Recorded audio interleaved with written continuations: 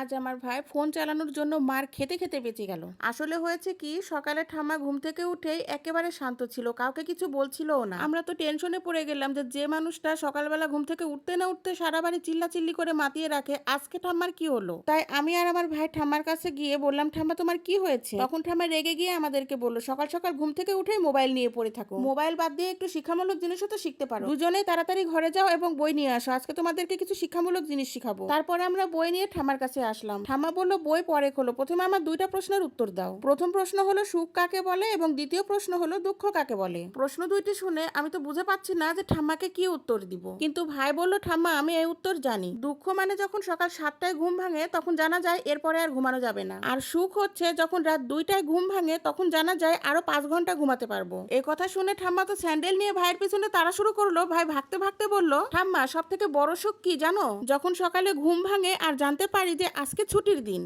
আজ আমার ভাই ফোন চালানোর জন্য মার খেতে খেতে বেঁচে গেল। আসলে হয়েছে কি, সকালে ঠাম্মা ঘুম থেকে উঠেই একেবারে শান্ত ছিল, কাউকে কিছু বলছিলও না। আমরা তো টেনশনে পড়ে গেলাম যে মানুষটা সকালবেলা ঘুম থেকে উঠতে না উঠতে সারা বাড়ি চিল্লাচিল্লি করে মাতিয়ে রাখে, আজকে ঠাম্মার কি হলো। তাই আমি আর আমার ভাই ঠাম্মার কাছে গিয়ে বললাম, ঠাম্মা তোমার কি হয়েছে? তখন ঠাম্মা রেগে গিয়ে আমাদেরকে বললো, সকাল সকাল ঘুম থেকে উঠেই মোবাইল নিয়ে পড়ে থাকো, মোবাইল বাদ দিয়ে একটু শিক্ষামূলক জিনিসও তো শিখতে পারো, দুজনেই তাড়াতাড়ি ঘরে যাও এবং বই নিয়ে আসো, আজকে তোমাদেরকে কিছু শিক্ষামূলক জিনিস শিখাবো। তারপরে আমরা বই নিয়ে ঠাম্মার কাছে আসলাম। ঠাম্মা বলল, বই পরে খোলো, প্রথমে আমার দুইটা প্রশ্নের উত্তর দাও। প্রথম প্রশ্ন হলো সুখ কাকে বলে এবং দ্বিতীয় প্রশ্ন হলো দুঃখ কাকে বলে। প্রশ্ন দুইটি শুনে আমি তো বুঝে পাচ্ছি না যে ঠাম্মাকে কি উত্তর দিব, কিন্তু ভাই বলল, ঠাম্মা আমি এই উত্তর জানি। দুঃখ মানে যখন সকাল 7টায় ঘুম ভাঙে তখন জানা যায় এরপরে আর ঘুমানো যাবে না, আর সুখ হচ্ছে যখন রাত 2টায় ঘুম ভাঙে তখন জানা যায় আরো 5 ঘন্টা ঘুমাতে পারবো। এই কথা শুনে ঠাম্মা তো স্যান্ডেল নিয়ে ভাইয়ের পিছনে তাড়া শুরু করলো। ভাই ভাগতে ভাগতে বলল, ঠাম্মা সব থেকে বড় সুখ কি জানো? যখন সকালে ঘুম ভাঙে আর জানতে পারি যে আজকে ছুটির দিন।